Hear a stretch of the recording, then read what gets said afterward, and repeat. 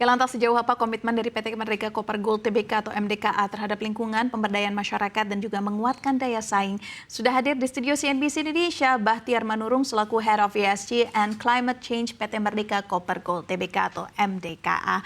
Bapak, terima kasih atas waktunya untuk CNBC Indonesia, Pak. Selamat sore, Mbak Syaf. Baik, langsung saja Pak. Di sepanjang tahun 2025, bagaimana implementasi dari praktik ESG yang sudah dilakukan oleh MDKA dan bagaimana MDKA akhirnya mengevaluasi kinerja ESG sepanjang tahun 2025? Baik, jadi dalam melaksanakan program-program ESG dan sustainability, Merdeka mengacu kepada 6 pilar strategi keberlanjutan Merdeka. Pilar pertama adalah memelihara lingkungan.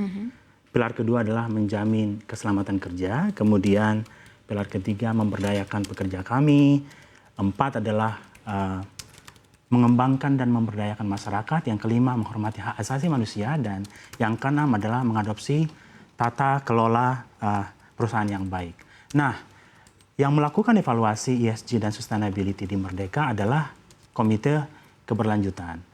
Anggota dari Komite Keberlanjutan Merdeka terdiri dari divisi dan juga division head, berbagai divisi yang terkait dengan ESG. Kemudian tentunya evaluasi dilakukan dengan menilai pelaksanaan aktual ESG dan sustainability di tahun berjalan, kemudian dibandingkan dengan target yang kami sampaikan di dalam Sustainability Report tahunan.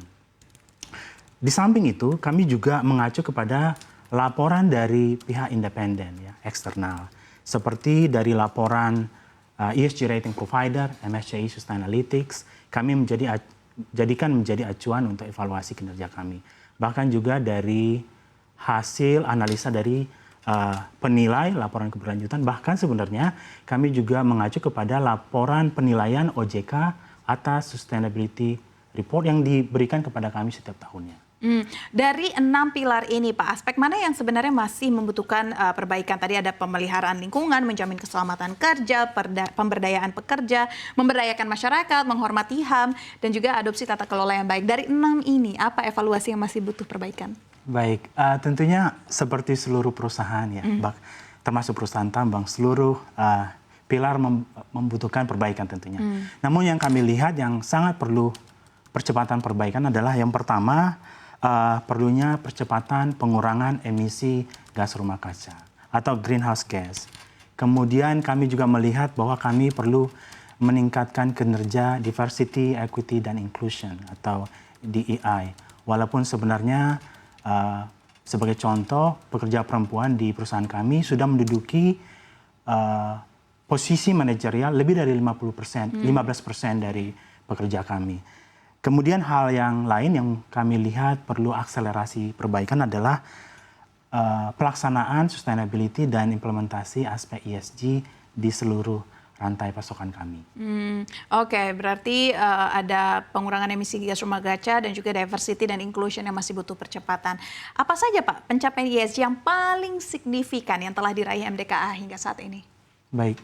Jadi kami melihat bahwa Merdeka telah menunjukkan kepemimpinan sustainability di industri tambang di Indonesia melalui berbagai pencapaian, ya. Antara lain pertama, Merdeka sudah menduduki posisi pertama di ESG risk rating dari Sustainalytics untuk perusahaan tambang terdiversifikasi kategori penilaian komprehensif di Indonesia. Kemudian kami mendapatkan rating A dari MSCI ESG yang menjadikan Merdeka sebagai satu-satunya perusahaan tambang terdiversifikasi yang mendapatkan rating A di Indonesia.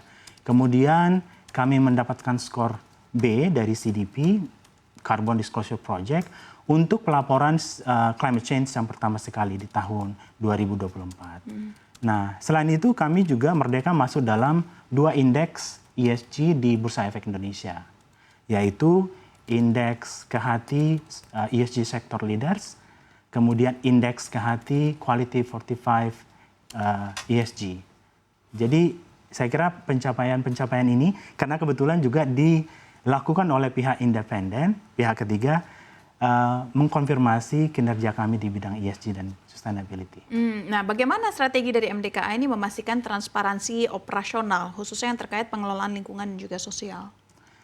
Sebagai perusahaan publik, Merdeka Group kami punya 3 perusahaan publik terbuka di dalam grup kami, Merdeka Copper Gold Tbk, kemudian Merdeka Battery Materials Tbk, dan baru-baru ini IPO PT Merdeka Gold Resources Tbk. Kami menerbitkan Sustainability Report setiap tahunnya sesuai dengan standar nasional POJK 51 tahun 2017 dan juga tentunya standar global seperti GRI Standards, kemudian TCFD, kemudian prinsip-prinsip CDP. Dan untuk meningkatkan kredibilitas laporan sustainability kami meminta pihak independen untuk memverifikasi laporan sustainability kami. Begitu. Kemudian seperti tadi disampaikan bahwa tahun ini Merdeka mendapatkan pengakuan Awards Platinum dan emas begitu di Asia Sustainability Reporting Awards Rating atau ASRAT 2025 yang tentunya merupakan pengakuan atas kualitas sustainability report kami. Kira-kira demikian. Tadi kan Bapak juga menyampaikan bahwa sebenarnya masih perlu percepatan untuk menurunkan emisi dan juga pengelolaan limbah. Nah, kami ingin tahu inisiatif perusahaan, Pak, untuk bisa mewujudkan hal ini dalam rangka menurunkan emisi, mengelola limbah, dan juga menjaga keanekaragaman hayati di area operasi. Baik, memang penurunan emisi gas rumah kaca ini menjadi tanggung jawab kita semua ya. Bukan cuma perusahaan tambang, tapi perusahaan di seluruh Indonesia, berbagai sektor, bahkan di tingkat personal untuk sama-sama mendukung pencapaian target net zero pemerintah Indonesia. Untuk emisi khususnya, kami sudah menerbitkan kebijakan climate change dan juga kebijakan energi untuk Grup Merdeka yang memberikan arahan bagaimana pengurangan emisi di Grup Merdeka. Kemudian kami telah membeli REC, Renewable Energy Certificate, untuk tambang emas kami di Tujuh Bukit dan tambang emas Pani di Gorontalo. Sehingga per hari ini 100% listrik yang kami gunakan di BSI sudah berasal dari renewable energy, yaitu PLTA Cirata. Kemudian 100% listrik yang kami gunakan di tambang emas kami di Pani berasal dari PLTP Lahendong. Begitu. Itu untuk emisi ya. Untuk pengelolaan limbah, terutama yang mungkin yang menjadi tantangan perusahaan tambang adalah limbah air. Tentu domestik kami mengadakan proses untuk pemantauan mutu dari air limbah kami dengan memproses air limbah domestik di IPAL, instalasi pengolahan air limbah. Kemudian yang paling menantang untuk perusahaan tambang adalah air limbah tambang begitu ya. Nah, itu dikelola dengan terpisah secara ketat untuk memastikan kesesuaian dengan baku mutu lingkungan.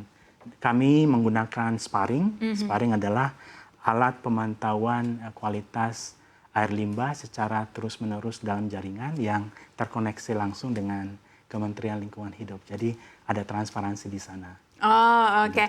Pasti sebagai perusahaan juga mendapatkan tuntutan, Pak, dari investor dan juga regulator terkait standar ESG global. Nah, bagaimana MDKA akhirnya merespon tuntutan tersebut dan apa langkah yang dilakukan agar kepercayaan itu tetap ada pada perusahaan? Silakan. Baik, yang utama adalah seperti tadi disebutkan transparansi, begitu ya. Jadi kami setiap saat melakukan penyelarasan pelaporan sustainability kami dengan standar nasional tentu.